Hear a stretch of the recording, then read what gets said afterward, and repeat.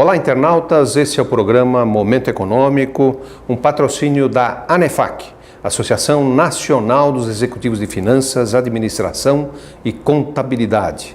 Hoje, no programa, nós vamos conversar sobre economia com o nosso amigo Luiz Rabi, ele que é economista e especialista no assunto, e um tema muito importante, considerando a situação atual do nosso Brasil. Então, a grande pergunta da vez é 2017. Será um ano melhor para a economia? É claro que todos esperam que sim. Afinal, foram 2 anos de forte queda do PIB. É possível que neste ano o PIB praticamente fique zero ou cresça um pouquinho.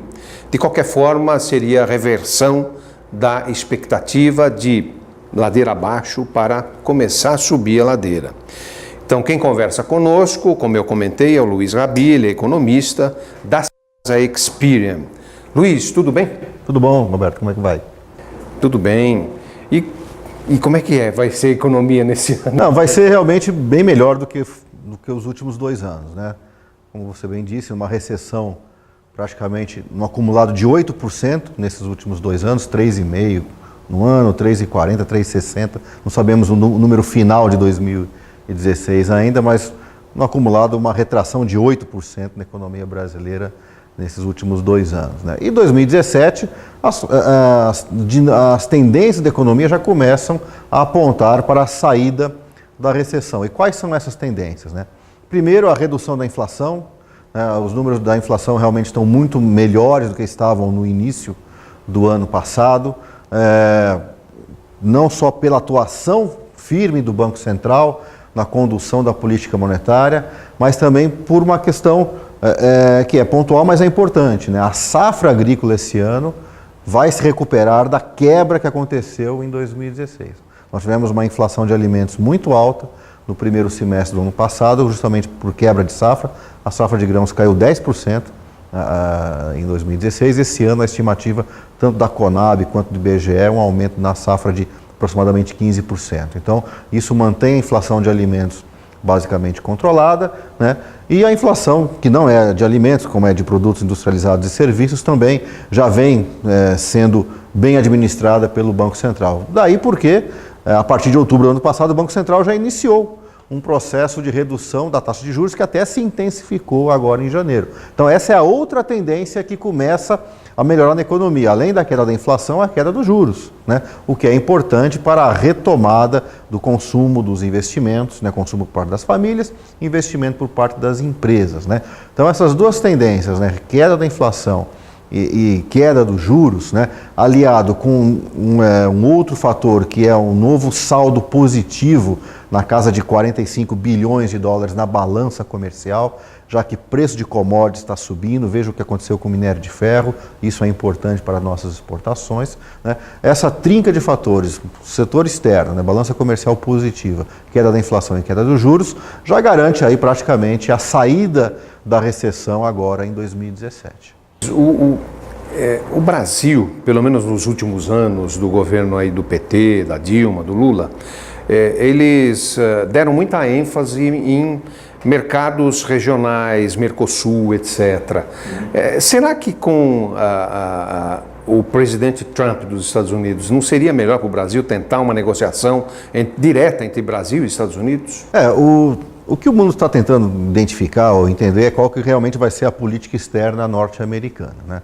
Mas o fato é que o Brasil não tinha nenhuma política externa, né? Quer dizer, a gente estava, acho que até um passo atrás, né, do que essa incerteza em relação ao Trump. Porque, bem ou mal, os Estados Unidos, nos últimos anos, fez acordos bilaterais, estava negociando aquele acordo que era multinacional, né, com vários países ali, o Transpacífico e tal, mas os Estados Unidos já tem um acordo na América do Norte, com o Canadá e Estados Unidos, né, o chamado NAFTA, fez acordos bilaterais com outros países e o Brasil não ficou, quer dizer, andou para trás na política externa durante muito tempo, né? Há uma nova orientação da nossa política externa, né, com a mudança de governo, né? Então espera-se que o Brasil seja um pouco mais proativo em assinar acordos comerciais com economias que realmente agregam para a nossa produtividade, né? Tudo bem, por mais que nós possamos respeitar aí alguns países da África, né? Não são esses acordos que vão assim trazer grandes mercados para nós, né? Então é importante que o Brasil realmente comece, né, a recuperar o terreno perdido, né?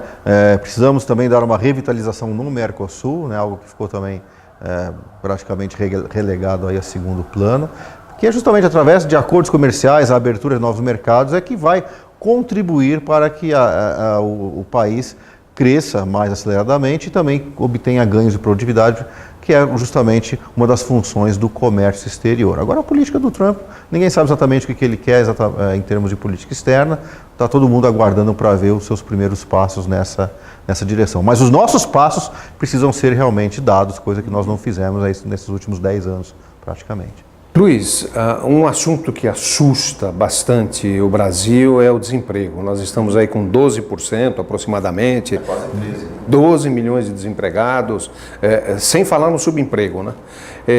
A Serasa tem muitos indicadores de inadimplência. O desemprego está muito ligado com a inadimplência? Sim, tanto é que esse ano o desemprego batendo esse recorde aí de quase 13% de desemprego, a inadimplência também do consumidor bateu o recorde.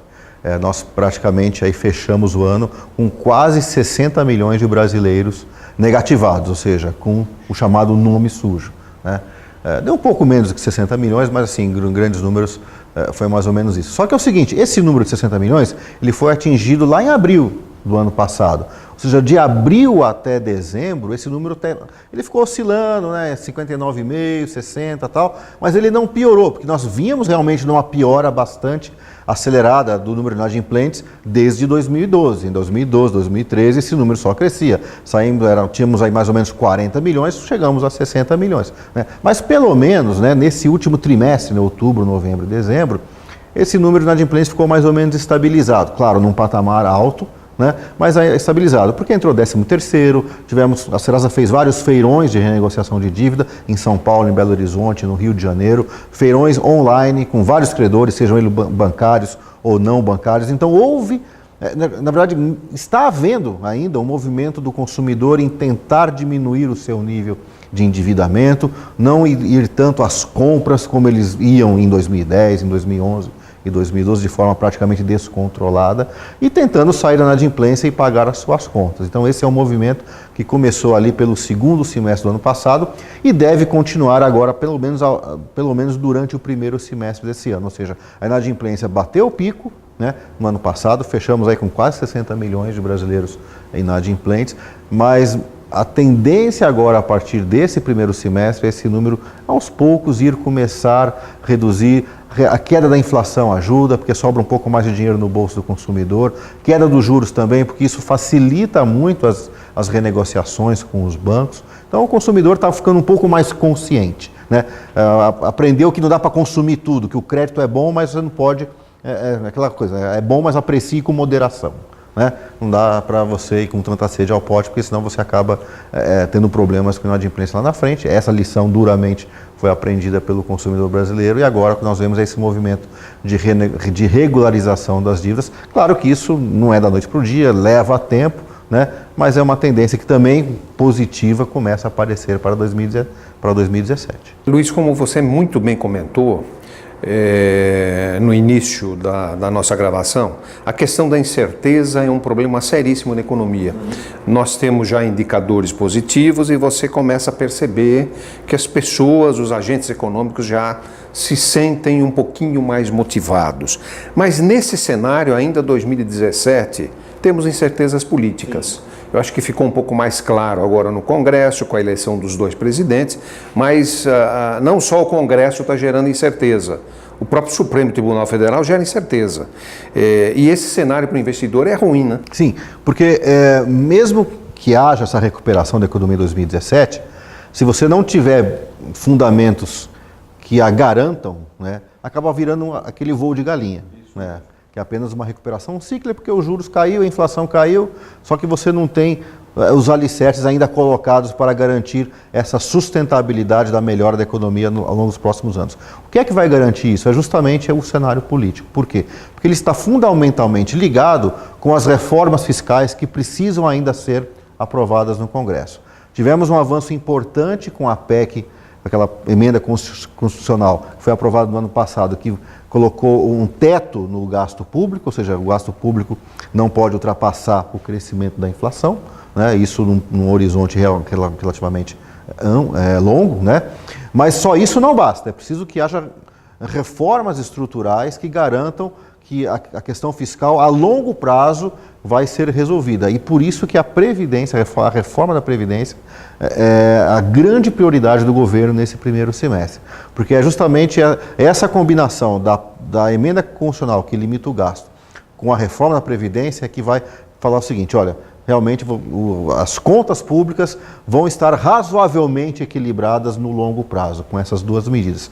Então aí sim você garante que essa recuperação cíclica da economia se transforme num novo ciclo de crescimento sustentado de longo prazo e não um voo de galinha. Então todas as atenções nesse primeiro semestre dos agentes econômicos, dos consumidores, dos investidores internacionais que se interessam pelo Brasil vão estar realmente ligadas em como que o governo vai conseguir levar adiante a aprovação da reforma da Previdência. Um outro componente importante na economia é o dólar, né?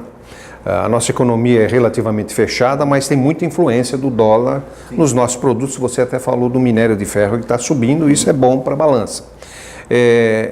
O ano passado, com o impeachment da Dilma, o dólar estourou, mas agora ele está com o governo Temer, parece que perdendo força.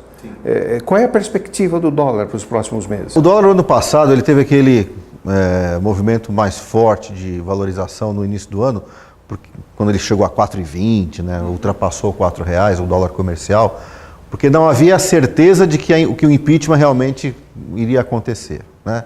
O governo na época, na Dilma, o PT estava tentando no Supremo, tal, algumas ações para tentar barrar o processo do impeachment, né? Não conseguiram, obviamente, o impeachment realmente aconteceu, saiu, e aí isso tirou uma grande incerteza do horizonte, né? Então houve essa retração do dólar, né, de 4,20 para 3,40, 3,30, mais ou menos, quando o impeachment ficou muito claro que realmente aconteceria, né? E de lá para cá ele tem se mantido, né? 3,20 e tal, mais ou menos nesse patamar, porque há um certo equilíbrio de forças agora, né? Houve a grande incerteza política desapareceu com o impeachment. O novo governo está caminhando na direção da aprovação dessas reformas no Congresso, então isso também é positivo para o investidor internacional ficar mais confiante em voltar a colocar dinheiro aqui no Brasil, né? O diferencial de juros brasileiro para o norte-americano é ainda muito atrativo, né? E a balança comercial vai gerar de novo um superávit da ordem de 45 bilhões de dólares. Então, está entrando ainda muito dólar, né? O Banco Central ainda tem uns swaps ali que ele vai tentar, de alguma forma, suavizar o movimento, né? Mas a gente não vê, pelo menos no horizonte, nenhum a não ser uma catástrofe política, né, que realmente coloque por terra a votação da reforma da Previdência, né, se não acontecer nenhuma catástrofe política nesse sentido, a taxa de câmbio está mais ou menos no seu equilíbrio, né? Ou seja, não vejo grandes motivos para que o dólar ou suba muito, né, salvo uma catástrofe política, ou caia muito, porque o Banco Central ainda tem um lote aí razoável de swaps cambiais que ele pode interferir no mercado, já que um dólar muito baixo, tipo assim, abaixo de R$3, também não é interesse para a balança comercial. Luiz, nós estamos chegando no final do programa. Eu gostaria de um comentário seu e as perspectivas. Você já falou de inflação, já falou da Selic, o próprio dólar, mas no geral, o que você está sentindo para esse ano de 2017? É um ano que a gente vai conseguir colocar a cabeça para fora d'água, né? Ou seja, vários setores econômicos que realmente passaram por grandes sofrimentos nos anos de 2015 e 2016, principalmente aqueles setores onde o crédito, o financiamento é muito importante, como por exemplo automobilístico, linha branca, eletroeletrônicos, começa a respirar, né? Porque essas variáveis, né? Queda dos juros, queda da inflação, a consolidação fiscal, o dólar estabilizado, faz com que aos poucos o consumidor, né, volte, comece aos poucos, devagarinho, assim que ele vai pagando as suas dívidas, a voltar ao mercado. Então é um ano que vários setores, né, principalmente esses que foram mais afetados nos últimos 2 anos, comecem a colocar a cabeça para fora d'água, respirar, né, um pouco, já que realmente nos últimos 2 anos foi muito difícil. 2017, as perspectivas para esse segmento são realmente bem mais satisfatórias. Luiz, muito obrigado. A ANEFAC agradece a você, agradece a Serasa Experian. O programa Momento Econômico está terminando agora. Um grande abraço a você e até a próxima semana.